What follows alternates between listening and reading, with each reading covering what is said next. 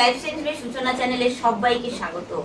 আমি সূচনা তোমাদের সামনে হাজির হয়েছি নতুন এক টপিক নিয়ে, যা বর্তমানে সমীক্ষা অনুযায়ী নীরব ঘাতকে পরিণত হয়েছে। তো ভিডিওটা স্কিপ না করে দেখতে থাকো এবং চ্যানেলটি সাবস্ক্রাইব করে দাও, এছাড়াও পাশে থাকা বেল আইকনটি প্রেস করে দাও। তো বর্তমানে সমীক্ষা অনুযায়ী বহু প্রচলিত নীরব ঘাতকটি কি? এই নীরব ঘাতকটি হলো থাইরয়েড। এই থাইরয়েড কি? এই থাইরয়েড হলো একটি অন্তঃক্ষরা গ্রন্থি। তো এই অন্তঃক্ষরা গ্রন্থি নামক যে থাইরয়েড, এটি কোথায় অবস্থিত? এটি অবস্থিত আমাদের গ্রীবাদেশে। গ্রীবাদেশের কোথায়? গ্রীবাদেশে ল্যারিংসের নিচে ট্রাকিয়ার দুপাশে অবস্থিত। তো এই থাইরয়েড গ্রন্থির থেকে নিঃসৃত হয় কি? নিঃসৃত হয় এক ধরনের হরমোন, যাকে বলা হয় থাইরক্সিন। তো এই থাইরক্সিন কি কি ধরনের হয়? এই থাইরক্সিন গুলো হলো প্রধানত T3 এবং T4 ধরনের। দেখো আমি এখানে লিখেছিও T3 এবং T4 ধরনের। সাধারণত আয়োডিনের অভাবে এই থাইরয়েড রোগটি হয়। তো থাইরয়েড হলো একটি রোগের লক্ষণ। তো এই থাইরয়েড বা থাইরয়েডিজমকে কয় ভাগে ভাগ করা হয়েছে? এই থাইরয়েড বা থাইরয়েডিজমকে আমরা দুটি ভাগে ভাগ করেছি। একটি হলো হাইপোথাইরয়েডিজম, অপরটি হলো হাইপার থাইরয়েডিজম। হাইপোথাইরয়েডিজম হলে তার সিমটমস বা লক্ষণগুলো কি কি হবে? এই হাইপোথাইরয়েডিজম হলে তার সিমটমস বা লক্ষণগুলি হবে, নাম্বার 1 হলো দুর্বলতা, মানসিক অবসাদ দেখা যাবে। নাম্বার 2 হলো ওজন বেড়ে যাবে, ওজনটা অত্যধিক হারে বেড়ে যাবে।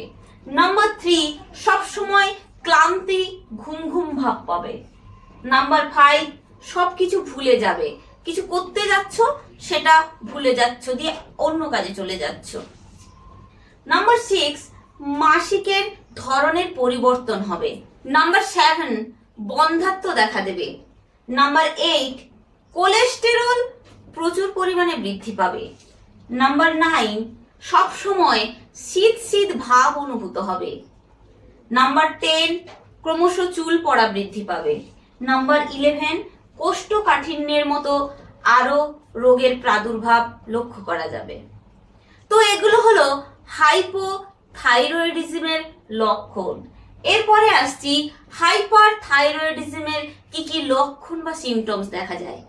হাইপার থাইরয়েডিজমের যে সিমটমস বা লক্ষণগুলি লক্ষ্য করা যায় সেগুলো হলো, নাম্বার 1 উদ্বিগ্নতা, খালি খালি দুশ্চিন্তা করবে মানুষজন। নাম্বার 2 হচ্ছে ওজন অত্যধিক হারে হ্রাস পাবে। নাম্বার 3 সব সময় বুকের মধ্যে একটা ধরপড় করা, এগুলো দেখা যাবে। নাম্বার 4 ত্বক পাতলা হয়ে যাবে। নাম্বার 5 প্রচন্ড পরিমাণে গরম লাগবে সব সময়। নাম্বার 6 শরীরের মধ্যে সব সময় কাঁপুনি দেখা যাবে। নাম্বার 7 মাসিকের ধরনের পরিবর্তন লক্ষ্য করা যাবে। নাম্বার 8 বন্ধ্যাত্বও লক্ষ্য করা যাবে।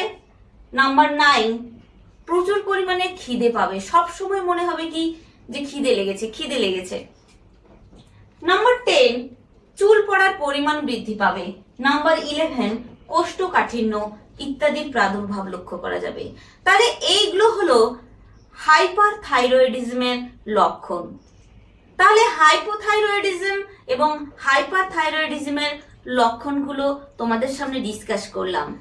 এই থাইরয়েডের মতো রোগ যদি তোমাদের হয়, তাহলে তোমরা কি কি খাবে আর কি কি খাবে না। তো তার আগে তোমরা যারা স্কুলে পড়ো বা কলেজে পড়ো, তারা এই ডায়েট মেনটেন করতে পারো। এছাড়াও তোমরা যদি দেখো তোমাদের আশেপাশে কারোর থাইরয়েডের লক্ষণ প্রকাশ পেয়েছে, তাদেরকেও সাজেস্ট করতে পারো। তো চলো জেনে নিই কি কি খাবে আর কি খাবে না। সবজির মধ্যে তোমরা খাবে স্টার্চবিহীন সবজি খাবে। এই স্টার্চবিহীন সবজি কোনগুলো? এই স্টার্চবিহীন সবজিগুলো হলো সবুজ শাক, আর্টিকক, জুচিনি, অ্যাসপ্যারাগাস, গাজর, গোলমরিচ, পালং শাক ইত্যাদি। ফলের মধ্যে কি কি খাবে? ফলের মধ্যে যেগুলো খাবে সেগুলো হলো বেরি, আপেল, পিচ, নাশপাতি, আঙুর, সাইট্রাস ফল, আনারস বা কলা এগুলো খাবে। এছাড়াও ডিম খাবে, দই খাবে, প্রত্যেকদিন খাবারের মধ্যে দুধ রাখবে। আর কি কি তোমরা খাবে না সেগুলো হলো সয়াবিন, সয়া তেল, সয়া দুধ, এগুলো কোনোটাই খাবে না। বাঁধাকপি খাবে না, ফুলকপি খাবে না, ব্রকলি খাবে না, স্ট্রবেরি খেতে পারবে না, পিচ, স্টার্চি খাবার যেমন মিষ্টি আলু, কাসাবা এগুলো ডায়েটের থেকে বাদ দেবে। ফ্যাট জাতীয় খাবার, হাই ক্যালোরি যুক্ত খাবার, জাঙ্ক ফুড, ঘি, মাখন এগুলো ডায়েটের থেকে বাদ দেবে। তো আমাদের দেশে 60% মানুষ এই থাইরয়েডের শনাক্তকরণের থেকে বাইরে রয়েছে, মানে তাদের থাইরয়েড শনাক্তকরণ করা যায়নি। তার জন্য বিশেষভাবে সচেতন হতে হবে আমাদের সবাইকে। এছাড়াও বিভিন্ন স্কুল, কলেজ, অঞ্চল, গ্রাম্য বিভিন্ন এলাকাগুলোতে এই থাইরয়েড সচেতনতামূলক কর্মসূচি পালন করতে হবে। তাহলে ভিডিওটি আজকে এখানেই শেষ করলাম। ভিডিওটি তোমাদের কেমন লাগলো অবশ্যই কমেন্ট সেকশনে লেখো, এবং কারোর যদি কোয়ারি বা কোনো প্রশ্ন থাকে অবশ্যই কমেন্ট সেকশনে লিখে পাঠাও। এছাড়াও আমার এই চ্যানেলটিকে লাইক, শেয়ার, সাবস্ক্রাইব করে পাশে থাকা বেল আইকনটি প্রেস করে দাও, যাতে পরবর্তী নোটিফিকেশন তোমাদের কাছে পৌঁছে যায়। ধন্যবাদ।